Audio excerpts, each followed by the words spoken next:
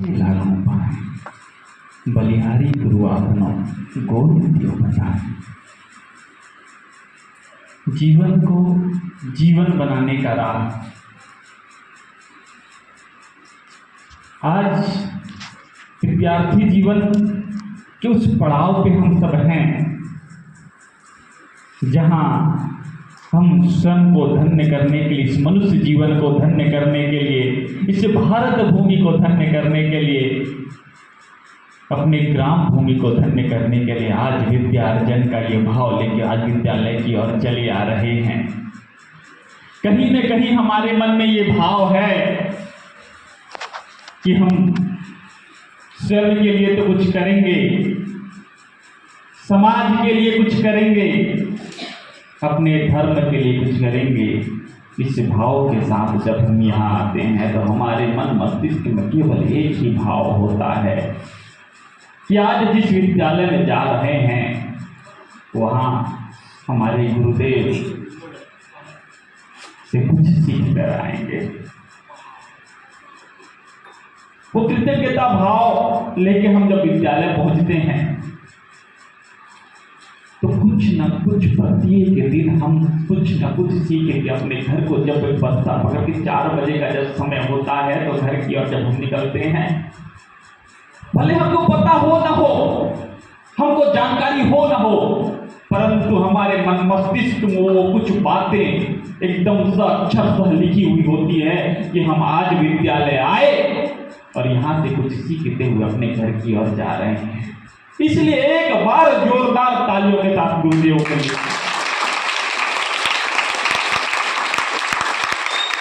2 वर्षों का यह सिलसिला ना जाने कब से शुरू हुआ। वो तारीख कौन सी थी जब हमने पहला कदम इस विद्यालय में रखा, वो समय कौन सा था, वो घड़ी कौन सी थी जब हमने पहला कदम इस विद्यालय में रखा। देखते देखते वो 9वीं का विद्यार्थी वर्ष को पार कर दिया। 9वीं के पूरा सिलेबस को जब 9वीं की विद्यालय में जब प्रवेश किए ये विद्यार्थी जो 10वीं पढ़ रहे हैं, जब बड़े बड़े पुस्तकों का वितरण हुआ, जब पुस्तक को पहली बार अपने हाथ में लिए देखे कितनी बड़ी किताब, मैं इसको पढ़ पाऊंगी, मैं इसको पढ़ पाऊंगा कि नहीं पाऊंगा। लेकिन मन में एक भाव था, हाँ मेरे जो साथ देने वाले हैं, ये जो आगे बैठ के मुझे पढ़ाने वाले हैं, मुझे खुद के ऊपर तो इतना विश्वास है कि नहीं है, इस पुस्तक के ऊपर इतना विश्वास है कि नहीं है मुझे नहीं पता, परंतु आगे जो शिक्षा देने वाले मेरे गुरुदेव हैं उनके ऊपर मुझे पूरा विश्वास है। यही मुझे एक दिन नौका पार करेंगे, यही मुझे भवसागर से पार कराएंगे। इसलिए जोरदार तालियां से मुझे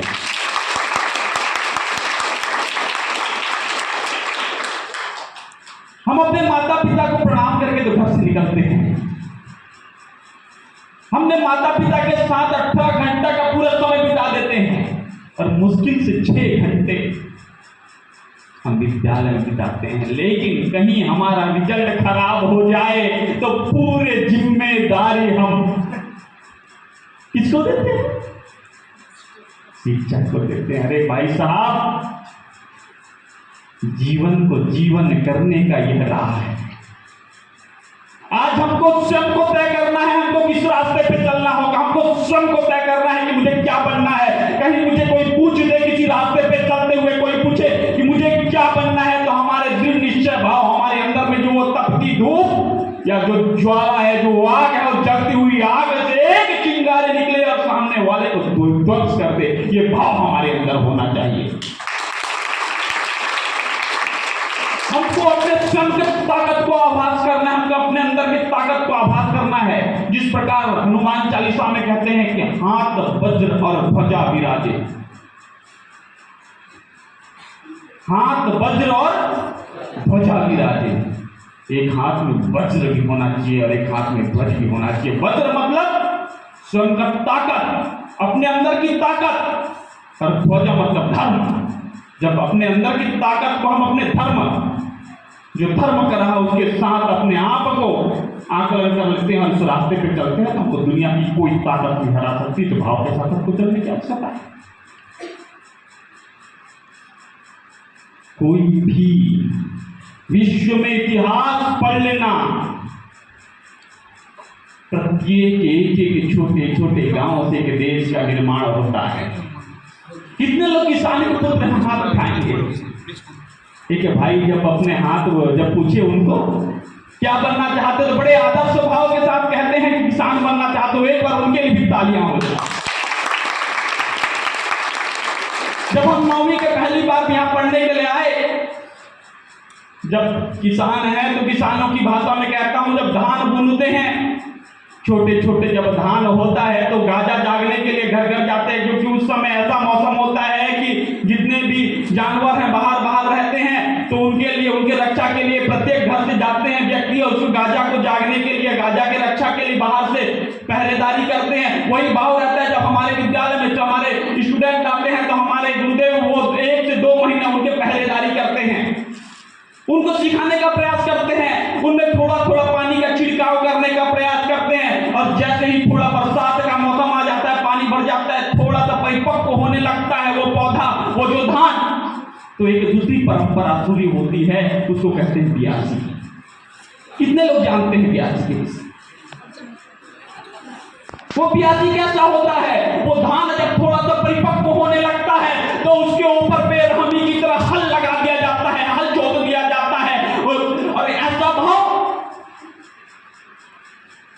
कैसा स्थिति होता होगा, कल्पना करने की आवश्यकता है कि वो जब परिपक्व होने लगता है तो उसके ऊपर हल लगा दिया जाता है, अलग अलग से पैर में खूंदा जाता है, उसमें बनी लगा दिया जाता है ताकि और जोर से खूंदा जाए, क्योंकि उस किसान को पता रहता है अब ये उस अवस्था में है, अब उसको कूदने की आवश्यकता है, उसमें हल लगाने की आवश्यकता है। हम उसको जितना हम तरासेंगे वो इतना अच्छा सोना निकलेगा, जितना आग में जलाएंगे इतना सुंदर सोना निकलेगा। इस भाव के साथ कार्य करने की आवश्यकता होती है। तब उस प्रकार से गुरुदेव भी हमको थोड़ा सा थोड़ा सा बाहर से भी थोड़ा सा अंदर से सुधारने का प्रयास करते हैं। यही भाव होता है, हम उन सब भावों को समझने की आवश्यकता है। फिर धीरे धीरे धान की बालियां होने लगती है, समय आता है वहां से पानी को निकालने की प्रक्रिया होती है, क्योंकि धान को काटने का समय होता है। उस समय अगर किसान सो जाए तो कैसा स्थिति होगा? जो वर्ष भर जिसके लिए मेहनत किया, जिसके लिए दिन और रात मेहनत किया, रात की नींद का भी त्याग किया, और अगर उसके पश्चात भी किसान सो जाए तो स्थिति तो बहुत बुरा होगी। हमको उस स्थिति को समझना है।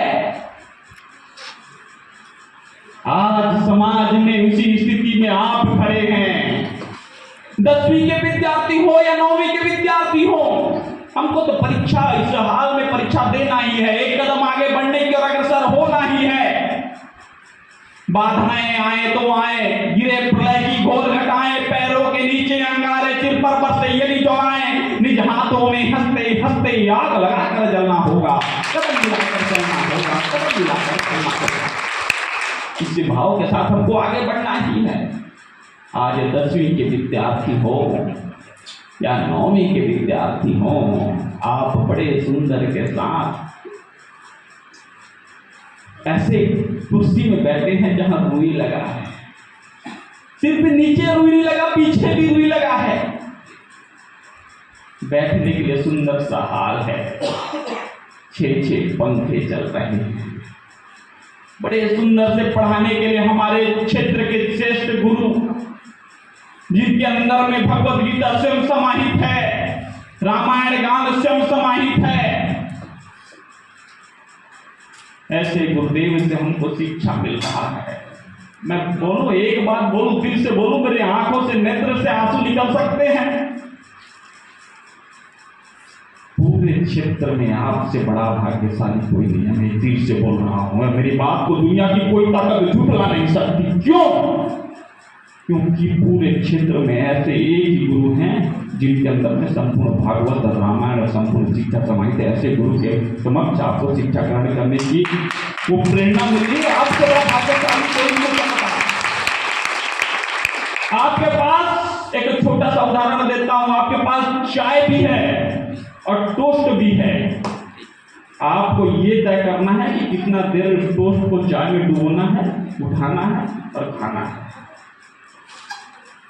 आपको स्वयं को तय करना है। क्योंकि इतने सुंदर गुरु मिलने के बाद हम अपने अंदर में धर्म का बात, अपने अंदर में ज्ञान का बात, अपने अंदर में वो भाव नहीं जगा पाए तो हमसे बड़ा दुर्भाग्यशाली भी कोई नहीं हो सकता। ये बात भी अपने अंदर में जानना है। 10वीं के विद्यार्थी तो चले जाएंगे, लेकिन 9वीं के विद्यार्थी को वो 1 वर्ष है, वो 1 वर्ष 365 दिन आप किस प्रकार से अपने अंदर में वो भाव ला सकते हैं, उस भाव को जगाना है।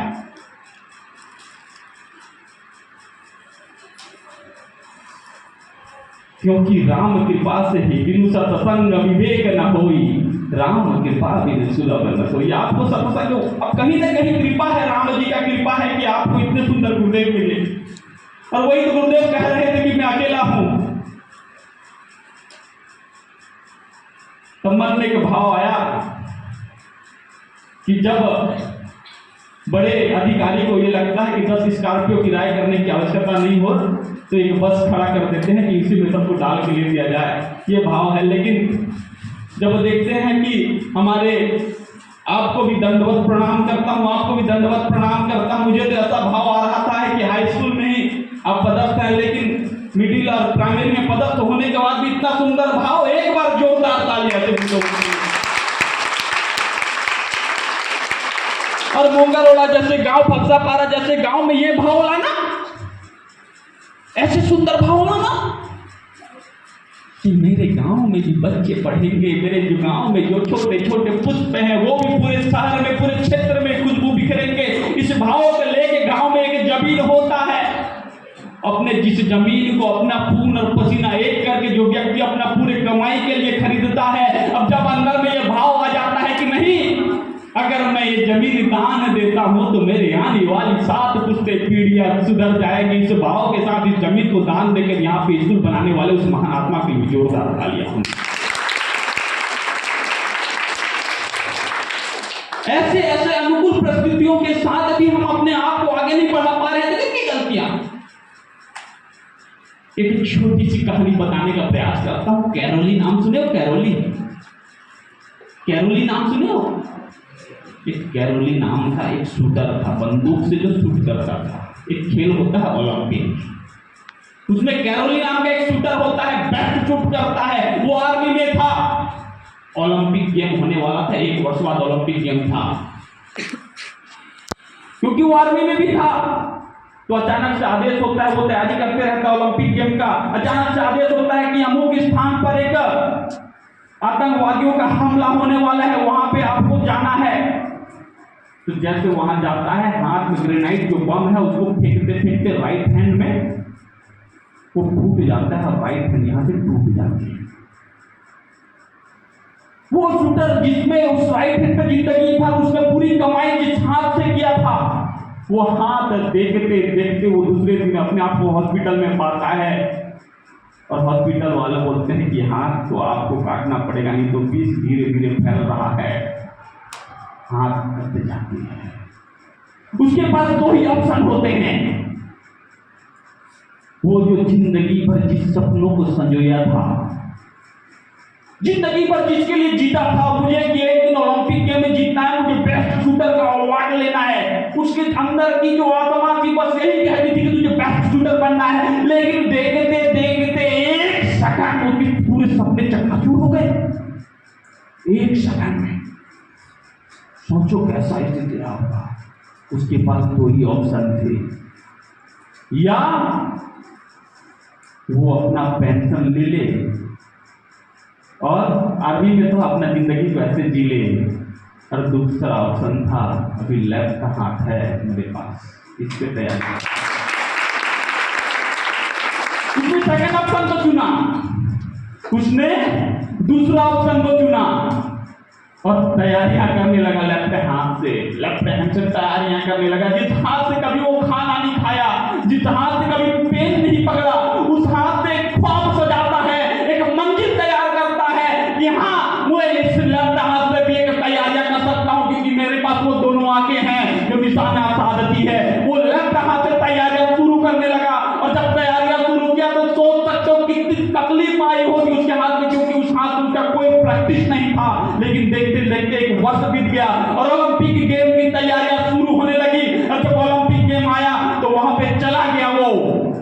जब उसको तो पूरे देश के लोग जानते थे, कैरोली आया है, बहुत अच्छा लगा, कम से कम हमारा उत्साहवर्धन करने के लिए तो आया। बाकी लोग ऐसे बोलने लगे तो बड़े ही हंसते हुए बोलता है, मैं उत्साहवर्धन करने नहीं आया हूँ, मैं तुम्हारे साथ कम्पीट करने आया हूँ, कंप्यूटर पढ़ने आया हूँ, मैं तुम्हारे साथ खेल खेलने आया हूँ। और जब वो खेलने लगता है, लेफ्ट हाथ से तो पूरी दुनिया और चक्का रह जाती है कि जिंदगी को जिसको राइट हैंड से देखा वो एक हाथ लेफ्ट हाथ से, मात्र 1 वर्ष की अवधि में। और देखते देखते वो बेस्ट शूटर का अवार्ड ले लेता है। पूरा दुनिया हैरान हो जाती है, कोई 1 वर्ष में ऐसा कैसे कर सकता है। फिर सेकंड 4 साल बाद फिर होता है ओलंपिक गेम, वहां भी बेस्ट शूटर का अवार्ड ले लेता है। फिर 4 साल बाद और होता है, वहां भी बेस्ट शूटर का अवार्ड ले लेता है। 3 बार बेस्ट शूटर का अवार्ड लेने वाले दुनिया में अगर कोई व्यक्ति है तो कैरोली है। वो भी लेफ्ट हाथ से, जहां पे वो हार सकता था, जहां से वो अपने पूरे जिंदगी को तहस नहस कर सकता था, लेकिन वो हार नहीं माना। हमारे पास भी अवसर है,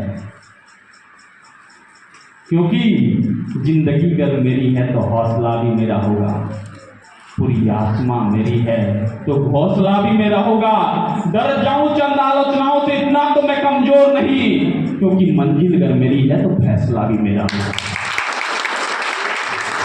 जीवन में कुछ करना है, हमको कुछ करना है, मेरे माँ बाप का नाम रोशन करना है। अगर ये जिंदगी मिला है, मेरे को 2 हाथ मिला है, 2 आंख मिला है, 2 कान मिला है, मैं अच्छे से सुन सकता हूँ, अच्छे से बोल सकता हूँ, अच्छे से कुछ कर सकता हूँ, तो मैं करूंगा।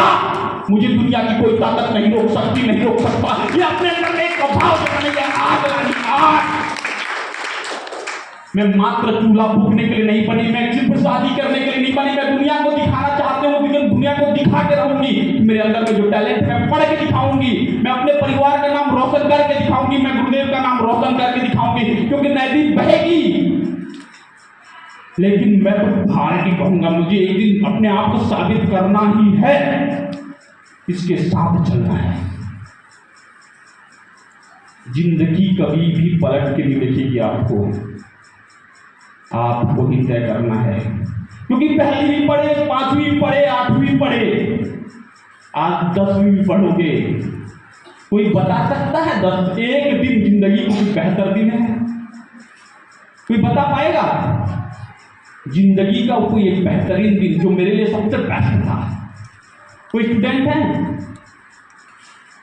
कोई बता पाएंगे सर? नहीं, कोई नहीं बता पाएगा, क्योंकि जिंदगी में कोई बेहतरीन दिन होता ही नहीं है। जिंदगी में कोई बेहतरीन दिन होता ही नहीं है। ध्यान से सुनना, अगर जिंदगी में कोई बेहतरीन दिन है ना, वो है आज, अभी इसी वक्त, आज ही है वो बेहतरीन दिन, जिसको मुझे बेहतर से बेहतर करना है। और जब आज का दिन को मैं बेहतर कर लेता हूं तो पूरी जिंदगी बेहतर हो जाती है। 8वीं पढ़े यही स्थिति थी, 9वीं पढ़े यही स्थिति थी, 10वीं पढ़ रहे हैं तो भी यही स्थिति है। लेकिन जिस दिन मैं अपने आज को बेहतर कर लूंगा, यकीन मानो दुनिया की कोई ताकत मुझे नहीं हरा पाएगी। अगर कुछ करना है तो मुझे आज ही करना है, तुझे करना है, मुझे कुछ करना है तो अभी ही करना है। कल करूंगा वाला विषय कुछ होता ही नहीं है। जिंदगी को जीना है, मुझे ही जीना है। जिंदगी में कुछ करना है तो मुझे ही करना है। 2 स्थिति होगी दोस्त, या मैं एक दिन सक्सेसफुल व्यक्ति बनूंगा, या एक दिन किसी सक्सेसफुल व्यक्ति को पढ़ूंगा। 2 चीजें आपको तय करनी है। मैं ये तो सक्सेसफुल व्यक्ति बनूंगा या सक्सेसफुल व्यक्ति को पढ़ूंगा, आपको तय करने किस रास्ते पे चलना है। जिंदगी अगर मेरी है तो हौसला भी मेरा होगा, बस ये बात याद रखना, क्योंकि हंसने से पहले यहाँ पे सबको रोना पड़ता है। बिना रोए कोई हंस नहीं सकता। जिंदगी में तकलीफें बहुत होती हैं। आप यहाँ बहुत सुंदर बैठे हैं, आपके पिताजी कहीं पे किसानी कार्य कर रहे होंगे, कहीं पे धान मिला रहे होंगे, कहीं कोई चना खींच रहा होगा। उनके मन में यही तो भाव होगा, मेरे बच्चे को मैं पढ़ने भेजा हूँ, मेरे बच्चे को, मेरे बेटिया को पढ़ने भेजा हूँ, यही भाव के साथ आपको भेजे हैं। और वो तो अपना 100% देता है। किसान को काम करते हुए देखना, देखो किसान को काम करते हुए देखना, वो अगर कहीं मिट्टी खोद रहा है तो अपना 100% माफी लगाता है, वो 100% लगाता है। एक टीचर जब पढ़ाते रहता है तो अपना 100% माफी लगा देता है। लेकिन जब हम पढ़ते रहते हैं तो अपना 100% लगाते हैं क्या? जबकि उसको भी पता है वो किसके लिए कर रहा है, गुरुदेव भी किसके लिए कर, वो अपने लिए नहीं कर रहा है, लेकिन जिसके लिए कर रहे हैं वही 100% नहीं लग रहा। आज हमको समझना होगा, क्योंकि जिंदगी मेरी दोस्त, कल इसका जिम्मेदार कोई नहीं होगा। मैं कहीं पे भी पाया जाऊंगा, जैसा भी स्थिति रहेगा उसका जिम्मेदार मात्र मैं रहूंगा, उसकी जिम्मेदारी मात्र मुझे ही है। हंसने से पहले यहाँ पे सबको रोना पड़ता है, कुछ पाना है अगर तो कुछ तो खोना पड़ता है। पर नहीं आते हरे पत्ते यूं ही सूखी डालियों पे, पत्ते आने से पहले पेड़ को भी पतझड़ होना पड़ता है। बिना पतझड़ हुए पेड़ ही पत्ते नहीं देते। और यही भाव है, इतना सुंदर भाव के साथ अगर हम आगे बढ़ रहे हैं, यकीन मानो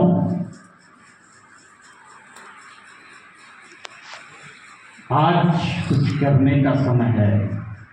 देश के लिए, समाज के लिए अपने अंदर में एक भाव लाना है। जिस मातृभूमि में जी रहा हूँ, जिस राष्ट्रभूमि में जी रहा हूँ, उसके प्रति मेरी क्या भाव है। जिस गांव में रहता हूँ, जिस मोहल्ले में रहता हूँ, उसके प्रति मेरा कोई भाव है कि नहीं है। जिस स्कूल में, जिस विद्यालय में रहता हूँ, उसके प्रति मेरा कुछ भाव है कि नहीं है। जिस गुरुदेव ने मुझे पढ़ाया उसके प्रति मेरा कुछ भाव है कि नहीं है। जिस स्थान में रह रहा हूँ उसके प्रति मेरा कुछ भाव है कि नहीं है। जहां भी रहेंगे मैं अपना 100% दूंगा, तो यकीन मानो दुनिया की कोई ताकत मुझे नहीं हरा सकती। ये बात याद रखना। आपको ही कुछ करना है जीवन में। अगर कुछ करना है तो आपको ही कुछ करना है, कोई दूसरा व्यक्ति आपके लिए नहीं करेगा। मेरी खुद की एक कविता याद आती है।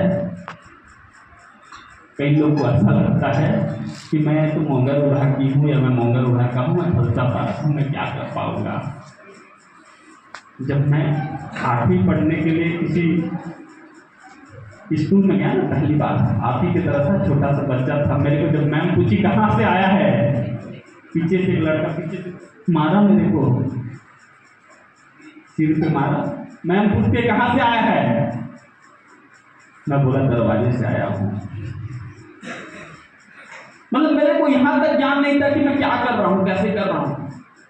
लेकिन धीरे धीरे धीरे धीरे वक्त बदलता गया, और शायद अंदर में एक जुनून था, अंदर में एक आग थी। उस आग को बस उड़ाते जाना है और आगे बढ़ते जाना है। वो जो बह गया, गौर से सुनना, बहुत गहरी लाइन बोल रहा हूँ, बहुत गहरी लाइन बोल रहा हूँ। एक ही लाइन को याद रखना कि वो जो बह गया समंदर का ही हो गया।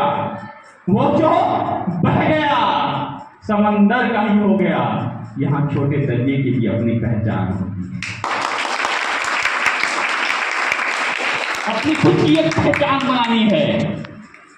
और मेरी एक कविता जिसको लिखने के बाद गुरुदेव मैं शायद 3 रात तक नहीं सो पाया, एक कविता कि मुझे कंधे में लादने वाले, गौर से सुनना, इसकी जिंदगी क्या है। हमको लगता है कि हमारे जैसे लाखों आए और चले गए, कहीं तोप चंद बना, लेकिन जिन्होंने इस संसार के लिए, दुनिया के लिए कुछ बेहतर करने की कोशिश की, वो इस दुनिया में पूजे जाते हैं। इसलिए हमेशा कुछ भी रहे, अपने आप को कुछ बेहतर करने के लिए प्रयास करें कि मुझे, गौर से सुनना, कि मुझे कंधे में लादने वाले जरा आहिस्ता चलना, मुझे कंधे में लादने वाले जरा आहिस्ता चलना, कि मुझे कंधे में लादने वाले जरा आहिस्ता चलना। मैं इस मंजर को भी जीना चाहता हूँ।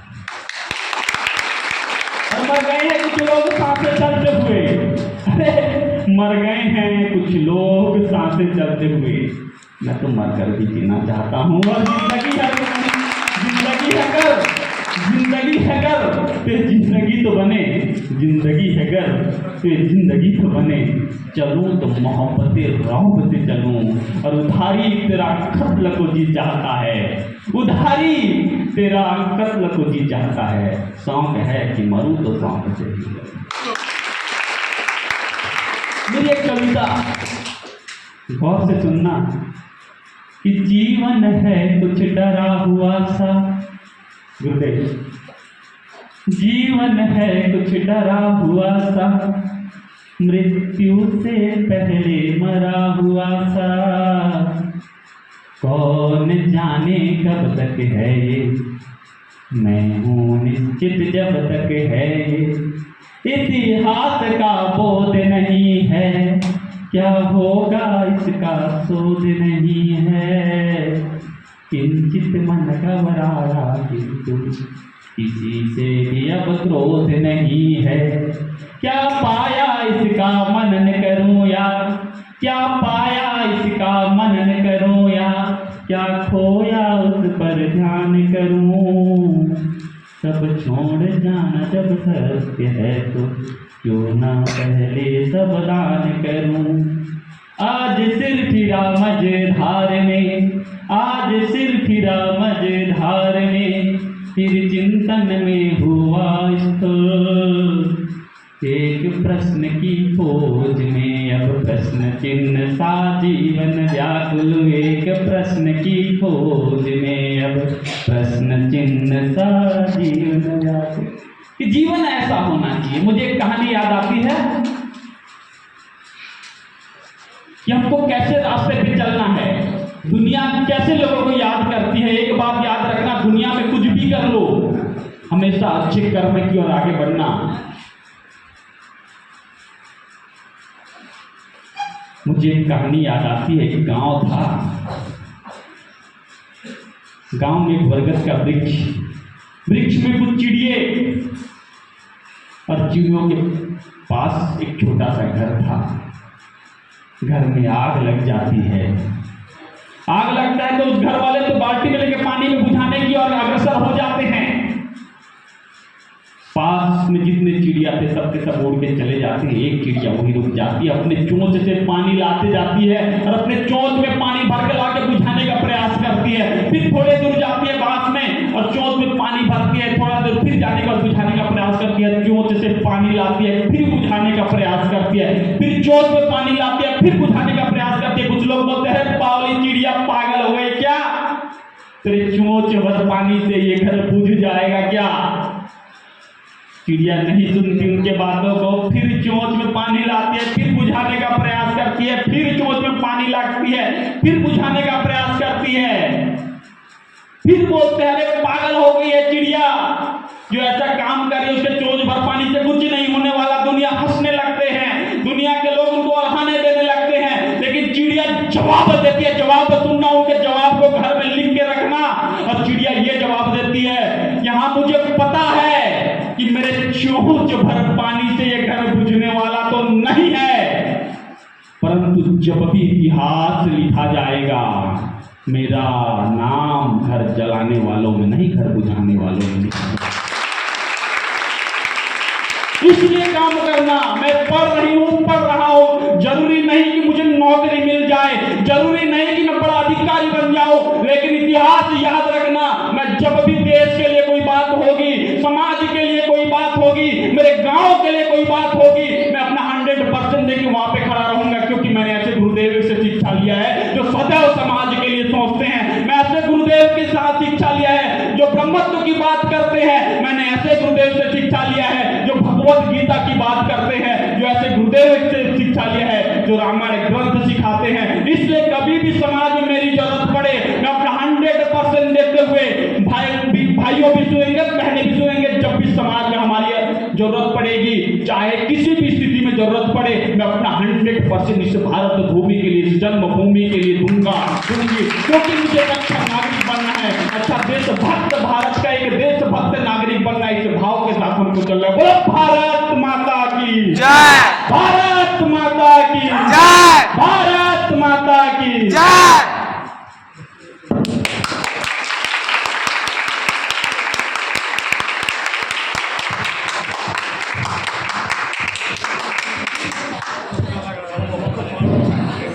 अगली